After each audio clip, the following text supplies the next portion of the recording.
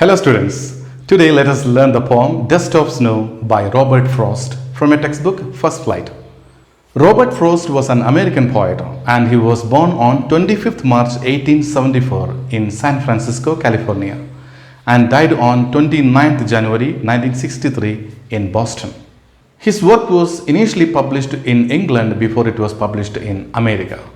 He was awarded the Congressional Gold Medal in 1960 for his poetic works.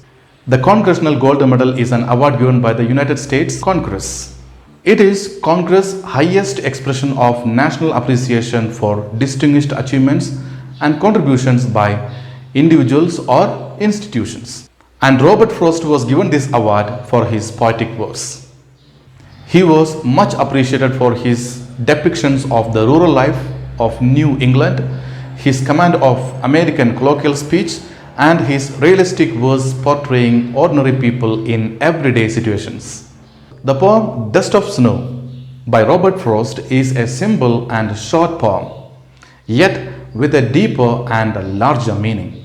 The poet explains how an act as petty as experiencing snow on one's body can brighten one's day up. Now let us look at the central idea of the poem. This poem, Dust of Snow, expresses the significance of small things in changing one's attitude. Most of the time we don't care about the small things or changes that happen in our life. But according to Robert Frost, these small things can bring about huge change in one's life. So in this poem, the poet talks about snowflakes, which symbolize hardship or difficulties. He talks about a crow, which symbolizes bad luck. And he talks about hemlock tree, which is a very poisonous tree that symbolizes death. Robert Frost appreciates the beauty of the snowflakes, which changed his mood and saved many precious moments from being wasted away. This poem is based on the idea that nature is the biggest source of joy and happiness. Even a small contact with the nature provides a healing touch to the depressed soul. The poem Dust of Snow contains the idea that nothing in nature is ugly or unpleasant. Now let us see what small things brought about changes in Robert Frost's life. Dust of Snow by Robert Frost. What is the meaning of the title? Dust of snow. It's nothing but small particles of snow. Let's see the poem in detail. The way a crow shook down on me the dust of snow from a hemlock tree. The poem describes a scene where the poet is depressed. He is very sad and gloomy for reasons unknown. We don't know what is the reason why he is gloomy or sad or depressed. But it is certain that he is having a terrible day. It is clear that the poet is in a bad mood and he is walking by a tree, a hemlock tree, which is a very poisonous one. As he passes by, a crow happens to throw some dust of snow on him. It is not known to us where that dust of snow fell, whether it is on his shoulder or it's on his head, in which part of his body that fell. It is not known to us. It is not specified. It's not specifically mentioned where it fell. Also, the readers are left in doubt about the bird's specific action, whether the crow was landing on the tree or shivering with cold or readjusting itself on the branches of the tree, or whether it was taking off from the tree. It happened to send some particles of snow upon the poet, upon Robert Frost. Here in this first stanza, two agents of nature, the hemlock tree and the crow, are signifiers of sadness and gloom, just like the poet's mood was in the opening scene. Now let us look at the second stanza. Has given my heart a change of mood and saved some part of a day I had rued. For reasons unknown, the poet was having a terrible day. He was having a very bad day. But the falling of the snow on his head or shoulder anywhere lifted his mood instantly. As I told you earlier, he was having a terrible day. He was feeling bad. He was so sad and gloomy. But the falling of the small particles of snow made him look around and find the beauty of nature. And he forgot all about his worries and his troubles. Even in things that are thought to be bad omens like hemlock tree and the crow, he could find beauty. Generally, hemlock tree and crow are used for negative references, but the poet used them beautifully to prove that those unfortunate or adverse things can bring joy and happiness too. He had already spent his day in a bad mood, but the rest of that day was saved by the crow and the hemlock tree. This shows that nature can heal everything. Whether you are sick or you are having a bad day, the nature can heal anything and everything. Look at the last two lines. And saved some part of a day I had rued. As I told you, the poet was having a terrible day and he had already wasted a part of his day by feeling regretful or by feeling bad. But when he came in contact with nature, when he began to appreciate the beauty of the nature, he forgot all about his worries and troubles and he felt happy and relieved. It is to be noted that in this poem, the poet has used three objects found in nature: the crow, the snow, and the hemlock tree. Generally, all these objects are considered to be negative. They are associated with negativity somehow. We say a crow is a bad omen and it brings in bad luck or ill fortune. And a hemlock tree is a very poisonous tree, so it is an indicator of death. And about the snow, it represents hardship. Most often we tag things to be negative, but in fact it is not true.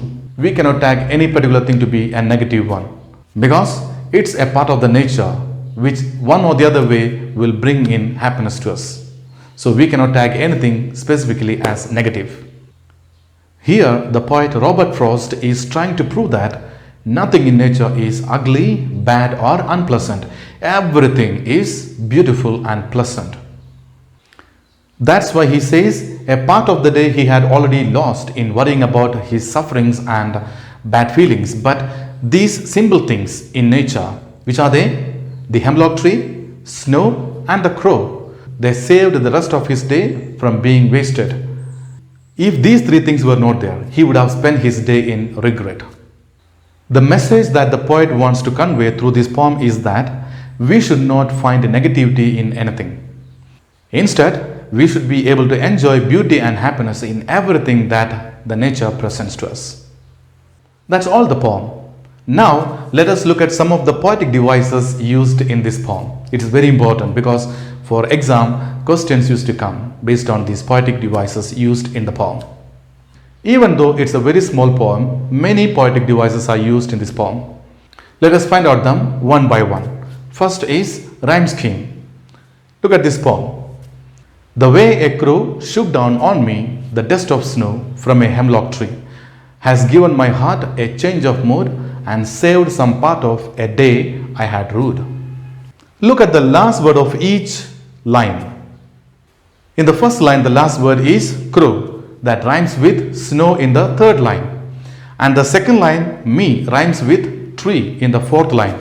Similarly, in the second stanza, heart rhymes with part and mood rhymes with rude. So the rhyme scheme is A, B, A, B, C, D, C, D. Another poetic device used in this poem is enjambment. Let's see what this enjambment is. When one idea is passed from one line to the next line without any punctuation mark, it is called enjambment. This entire poem is one single sentence. At the end of each line, there is no punctuation marks. There is no comma, there is no full stop, nothing. Only last line has one full stop. So in this poem, the idea is passed from one line to the other without any punctuation mark, and that usage in a poem is called as enjambment. As you read the poem, you cannot find any full stop, comma, semicolon or anything. The next poetic device is symbolism. In this poem, certain objects or animals are used as symbols. Like the crow is the symbol of bad luck. The hemlock tree is the symbol of death since it is a poisonous tree.